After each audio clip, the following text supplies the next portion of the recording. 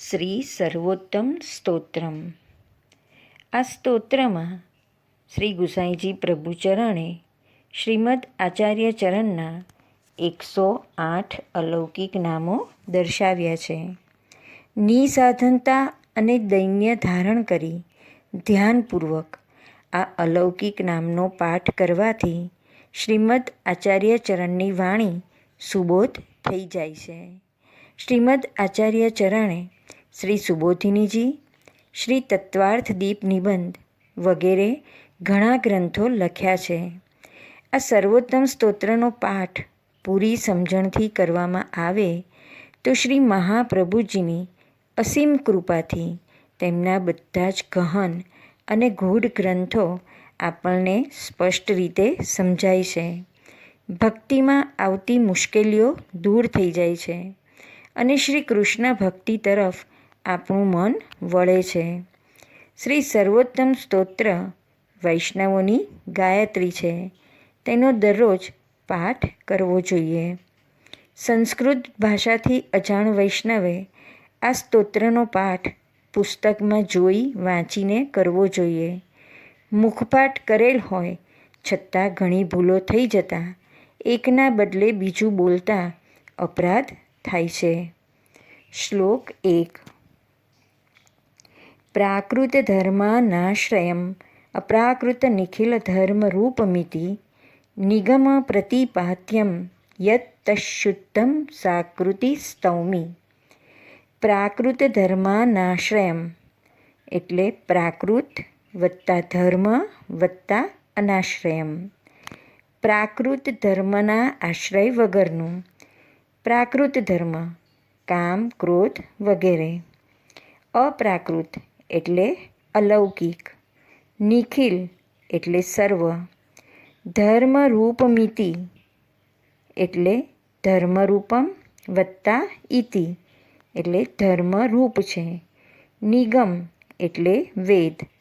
પ્રતિપાદ્યમ એટલે પ્રતિપાદન કરેલું, કહેલું. યત શુદ્ધમ યત વત્તા તત વત્તા શુદ્ધમ. યત એટલે જે, તત એટલે તે અને શુદ્ધમ એટલે પવિત્ર, શુદ્ધ. સાકૃતિ એટલે સ્વરૂપ અને સ્તૌમી એટલે સ્તુતિ કરું છું. શ્લોકનો અર્થ.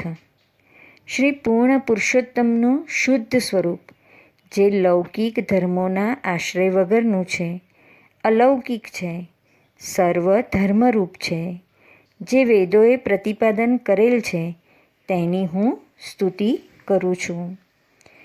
શ્રી સર્વોત્તમ સ્તોત્રના પ્રારંભમાં શ્રી ગુસાઈજી પ્રભુચરણે આનંદઘન પરમાત્માના શુદ્ધ સાકાર સ્વરૂપનું સ્તવન કર્યું. આપણને વિચાર થાય કે આ સ્તોત્ર શ્રી મહાપ્રભુજીનું છે તો તેના આરંભે શ્રી વલ્લભ પ્રભુનું સ્તવન થવું જોઈએ.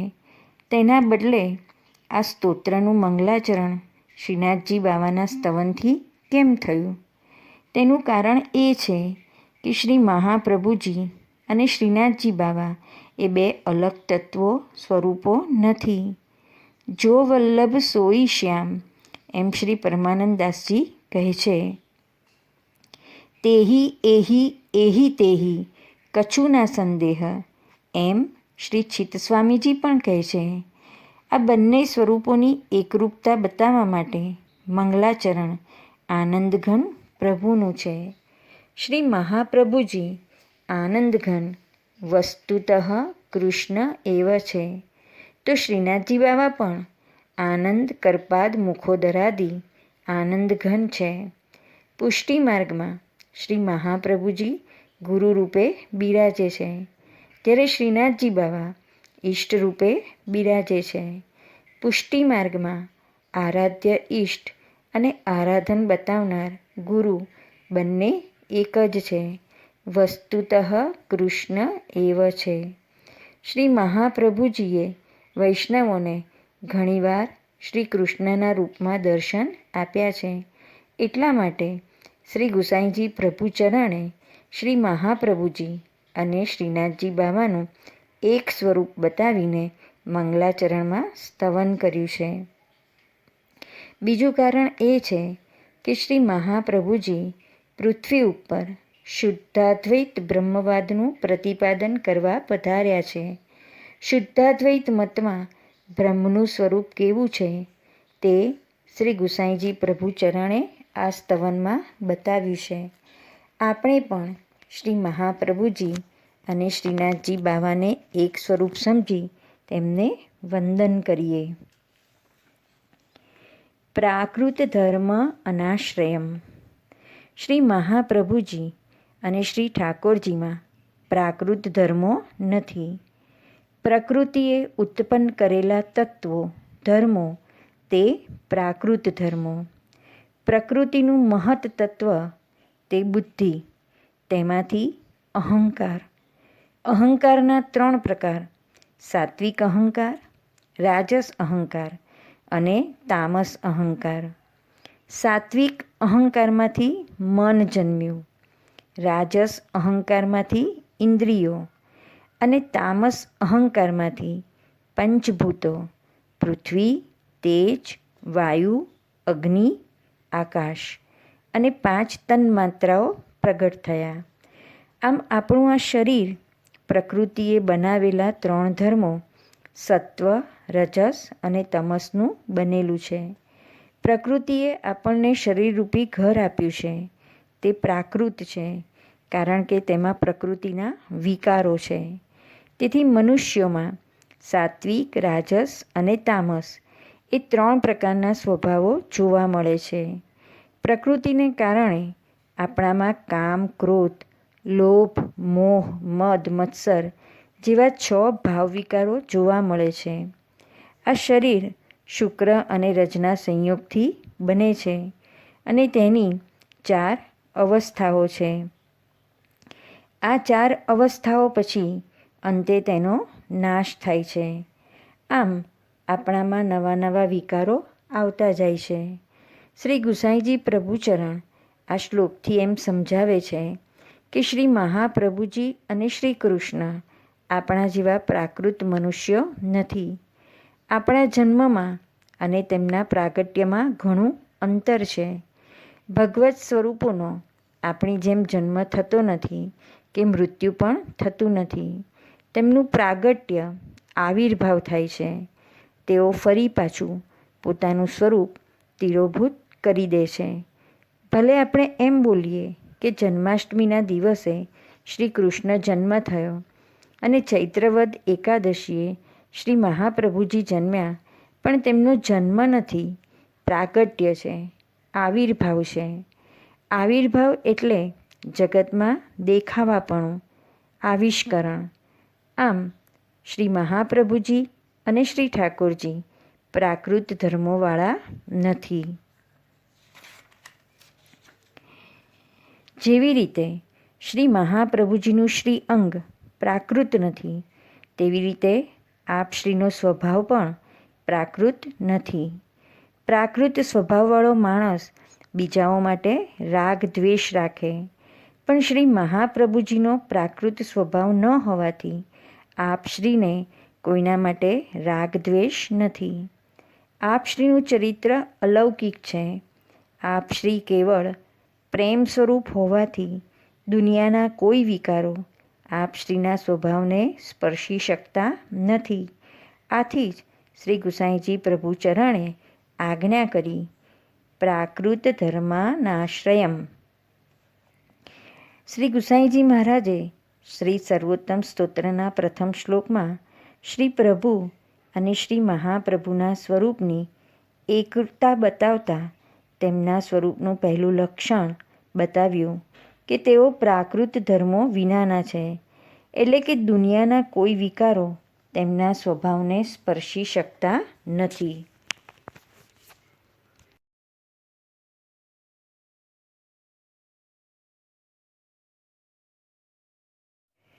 અપ્રાકૃત નિખિલ ધર્મ રૂપમિતિ. ઉપનિષદો કેટલીક વાર ભગવાનને નિર્ગુણ અને નિર્ધર્મક કહે છે, એટલે કે ભગવાન ગુણ વગરના છે. પ્રકૃતિના સત્વ, રજ અને તમ નામના ગુણો પરમાત્માના સ્વરૂપમાં નથી. તેથી ભગવાન ગુણ વગરના કહેવાયા. ઉપનિષદોએ એમ પણ કહ્યું કે હે વિભુ, આપ ધર્મ વગરના છો. અહીંયા ધર્મ શબ્દ પણ ગુણના અર્થમાં જ વપરાયો છે. ઉપનિષદોની આ વાત શ્રી ગુસાઈજી પ્રભુચરણે આ શ્લોકમાં કહી છે કે અપ્રાકૃત નિખિલ ધર્મ રૂપમિતિ.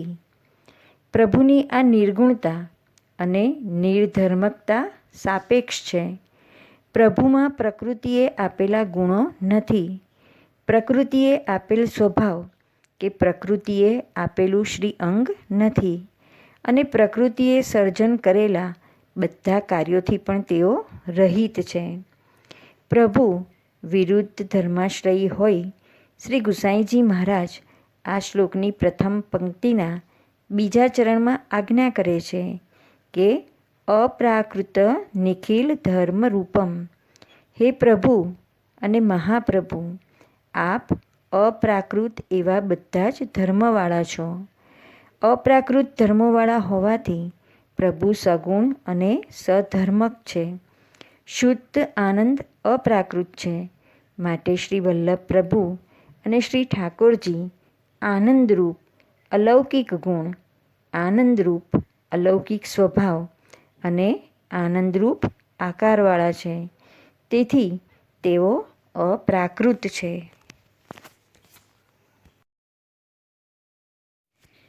નિગમ પ્રતિપાદ્યમ. નિગમ પ્રતિપાદ્યમ અર્થાત પ્રભુનું પ્રાકૃત ધર્મોથી રહિતપણું અને અપ્રાકૃત ધર્મોથી યુક્તપણું વેદોમાં કહેવામાં આવ્યું છે. આમ શ્રી ગુસાઈજી પ્રભુચરણ આજ્ઞા કરે છે કે પ્રભુનું અને મહાપ્રભુનું જે સ્વરૂપ મેં આ શ્લોકની પ્રથમ પંક્તિમાં કહ્યું તે વેદશાસ્ત્રોએ કહેલું છે. મારો પોતાનો આગવો મત નથી. પુષ્ટિ માર્ગની અને શુદ્ધાદ્વૈત વેદાંતની આ એક અલૌકિક ખૂબી છે. વેદોની શ્રુતિઓએ બ્રહ્મને જે રૂપે નિરૂપણ કરવાની પ્રવૃત્તિ કરી છે તે બધા જ સ્વરૂપોને શ્રી મહાપ્રભુજીએ પોતાના વેદાંતમાં સમાવી લીધા છે. વેદમાં બે પ્રકારની શ્રુતિઓ મળે છે. એક શ્રુતિ કહે છે કે બ્રહ્મ રૂપ વગરના છે, તો બીજી શ્રુતિ કહે છે કે તે રૂપવાળા છે. એક શ્રુતિ કહે છે કે બ્રહ્મ વ્યાપક છે, તો બીજી શ્રુતિ કહે છે કે બ્રહ્મ સાકાર છે, તેને 1000 આંખ છે, 1000 ચરણ છે, 1000 બાહુ છે, તો બીજી શ્રુતિ કહે છે કે તેમને હાથ નથી, તેમને પગ નથી. શ્રુતિ આવું બોલતા તો બોલી ગઈ, પણ જ્યારે તે ગોપી બનીને ગોકુળમાં આવી અને શ્રી કૃષ્ણ સ્વરૂપે બ્રહ્મને ગાયોની પાછળ દોડતા જોયા, માખણ મિશ્રી માગતા જોયા, ત્યારે તેને કહેવું પડ્યું કે તમે તો ખૂબ દોડો છો. શ્રુતિએ શબ્દો વાપર્યા અપાણીપાદઃ ચવનઃ, એટલે ચરણ નથી છતાં તમે દોડો છો. આનું જ નામ પ્રભુનું વિરુદ્ધ ધર્માશ્રયત્વ.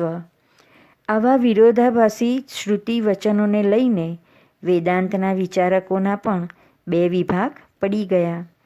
એક વિભાગે એમ કહ્યું કે પરમાત્મા નિરાકાર, નિર્ગુણ, નિર્ધર્મક છે, તો બીજા વિભાગે એમ કહ્યું કે ના, તેઓ સગુણ, સાકાર અને સધર્મક છે. એકે કહ્યું કે તેમના પગ અને હાથ નથી, તો બીજાએ કહ્યું કે તેઓ ચાલે છે અને ગ્રહણ કરે છે. એકે કહ્યું કે તેમને આંખ જ નથી, તો બીજાએ કહ્યું કે તે બધું જ જુએ છે. આમ બંને પ્રકારના વિચારકો અંદર ઝઘડવા લાગ્યા.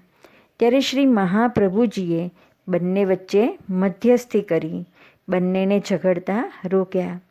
શ્રી મહાપ્રભુજીએ કહ્યું કે તમે બ્રહ્મના સ્વરૂપનો અડધો ભાગ જ જોયો છે, માટે તમે ઝઘડો છો. જેમ પેલા 6 આંધળા માણસો હાથના સ્પર્શથી હાથીના કોઈક અંગનો આકાર સમજી સમગ્ર હાથીને તેવા આકારનો કહેતા હતા. અંધ માણસોનું દર્શન ખંડ દર્શન હતું, તેથી તેમની વચ્ચે વિવાદ થયો હતો. શ્રી મહાપ્રભુજી સમજાવે છે કે આ બધા વિચારકોનું દર્શન પણ ખંડ દર્શન છે. તેથી બ્રહ્મની બાબતમાં તેઓ વિવાદ કરે છે. એ વૈષ્ણવો, હું તમને બ્રહ્મનું અખંડ દર્શન કરાવું, જેથી આવો કોઈ વિવાદ રહેશે નહીં. શ્રી મહાપ્રભુજી સમજાવે છે કે બ્રહ્મમાં બંને વિરોધાભાસી લાગતી બાબતો એકસાથે રહેલી છે અને એ જ તેની વિશિષ્ટતા પણ છે. એટલે કે બ્રહ્મ જેમ પ્રાકૃત સ્વરૂપથી રહિત હોવાથી નિરાકાર છે, તેમ આનંદ સ્વરૂપવાળાથી સાકાર પણ છે. બ્રહ્મમાં પ્રાકૃત ગુણો ન હોવાથી તે સગુણ પણ છે. પ્રભુમાં સર્વ કંઈ સંભવિત છે. ઉપનિષદોએ એમ સમજાવ્યું કે પરબ્રહ્મ પરમાત્મા પ્રાકૃત આકારથી રહિત છે, માટે નિરાકાર છે. તેનો અર્થ એવો નથી કે તેમને આકાર જ નથી. તેમને આકાર લેવાની ઈચ્છા થાય તો તેવો આકાર લઈ શકવા માટે તેઓ અસમર્થ નથી. તેઓ ધારે તેવો આકાર લઈ શકે છે, માટે તેઓ સાકાર છે. શ્રી ભાગવતજીમાં વ્યાસજીએ પ્રભુના કેટલા બધા અવતારો વર્ણવ્યા. તેઓ માછલું બની શકે, વરાહ પણ બની શકે, ઋષિ, વામન, રામ અને કૃષ્ણ પણ બની શકે. તેઓ પોતાના આનંદયુક્ત વિવિધ આકારોથી સાકાર છે. પ્રભુનું આ અલૌકિક સ્વરૂપ નિગમ પ્રતિપાદ્યમ છે. જ્ઞાન માર્ગની ઉપાસના કરનારાને આખું વિશ્વ બ્રહ્મના વ્યાપક સ્વરૂપે દેખાય છે. તેમની દૃષ્ટિમાં બ્રહ્મનું નિરાકાર સ્વરૂપ આવે છે. તેથી તેમને એવો ભાસ થાય છે કે બ્રહ્મને હાથ અને પગ નથી, પરંતુ ભક્તિ માર્ગના ભક્તની આંખ પ્રેમીની આંખ હોય છે. તેથી તેને બ્રહ્મ ચાલતો, ખાતો, દોડતો, નાચતો, હસતો, કૂદતો દેખાય છે. માટે વલ્લભાખ્યાન ગાતા શ્રી ગોપાલદાસજીએ ગાયું કે ગોધન પૂંઠે ધાયેચી. સુરદાસજીની ગોપિકાએ ગાયું શ્યામ લગ્યો સંગ ડોલે, જીત જાઉં તીત આડો હી આવે. શ્રી હરિરાયજી પ્રભુચરણે નિગમ એટલે વેદ, વેદની શ્રુતિઓ પુષ્ટિમાર્ગનો અનુભવ કરવા વ્રજમાં ગોપીઓ સ્વરૂપે પ્રગટ થઈ છે. તે શ્રુતિરૂપા ગોપીઓએ પોતાના અનુભવથી જે સ્વરૂપનું પ્રતિપાદન કર્યું તે આ અલૌકિક સ્વરૂપ છે. યત શુદ્ધમ સાકૃતિ સ્તૌમી. શ્રી ગુસાઈજી પ્રભુચરણે આ શ્લોકની બીજી પંક્તિના ચોથા ચરણમાં કહ્યું યત શુદ્ધમ સાકૃતિ સ્તૌમી. આ પ્રભુનું આનંદરૂપ સ્વરૂપ શુદ્ધ અને સાકાર છે, અપ્રાકૃત ધર્મવાળું છે. તેમની હું સ્તુતિ કરું છું. આમાં શ્લોકમાં પ્રભુ અને મહાપ્રભુના પ્રાકૃત ધર્મોથી રહિત અને અપ્રાકૃત ધર્મોવાળા વેદમાં બતાવેલા શુદ્ધ સાકાર સ્વરૂપની સ્તુતિ કરવામાં આવી છે. શ્રી ગુસાઈજી પ્રભુચરણે આજ્ઞા કરી કે શ્રી ઠાકોરજી અને શ્રી મહાપ્રભુજી બંનેનું સ્વરૂપ શુદ્ધ અને સાકાર છે. પ્રકૃતિએ આપણને જે આકાર આપ્યો છે તે અશુદ્ધ છે. કારણ આપણો આકાર જન્મથી મૃત્યુ સુધી બદલાતો રહે છે. તેમાં ઘણા ફેરફાર થાય છે. આપણું સાકાર સ્વરૂપ ખરું, કારણ કે આપણને હાથ, મોઢું, પગ બધું છે, પણ તે અશુદ્ધ છે. જેમ જેમ વખત જાય છે તેમ તેમ શરીરની શક્તિઓ ક્ષીણ થાય છે. આંખમાં મોતિયો આવે છે એટલે જોવાની શક્તિ ઘટી જાય છે. જ્યારે બ્રહ્મ પરમાત્માનું સ્વરૂપ શુદ્ધ સાકાર છે, અખંડ એકરૂપ છે, એક રસ, અલૌકિક છે. આપણને પ્રશ્ન થાય કે શ્રી ઠાકોરજી અને શ્રી મહાપ્રભુજીનું આવું શુદ્ધ સાકાર અને અલૌકિક ગુણયુક્ત સ્વરૂપ છે, તેવું શ્રી ગુસાઈજી પ્રભુચરણ સિવાય અન્ય કોઈ વિદ્વાનોએ કેમ બતાવ્યું નથી? આપણને એક બીજો પ્રશ્ન પણ થાય કે જેમ આપણો જન્મ આપણા માતા પિતાથી થયો છે, તેમ શ્રી મહાપ્રભુજી પણ જગતમાં જન્મ લઈને આપણા જેવા જ મનુષ્ય રૂપે પધાર્યા છે. આપણામાં અને શ્રી મહાપ્રભુજીના આકારમાં કોઈ ફેર જણાતો નથી. શ્રી મહાપ્રભુજી પણ બાળકમાંથી મોટા થયા તો મહાપ્રભુજીનું સ્વરૂપ શુદ્ધ સાકાર કેવી રીતે? પંડિતોને શ્રી મહાપ્રભુજીના શુદ્ધ સાકાર સ્વરૂપના દર્શન નથી થયા, તેનું કારણ શું? એ પ્રશ્નનો જવાબ શ્રી ગુસાઈજી પ્રભુચરણ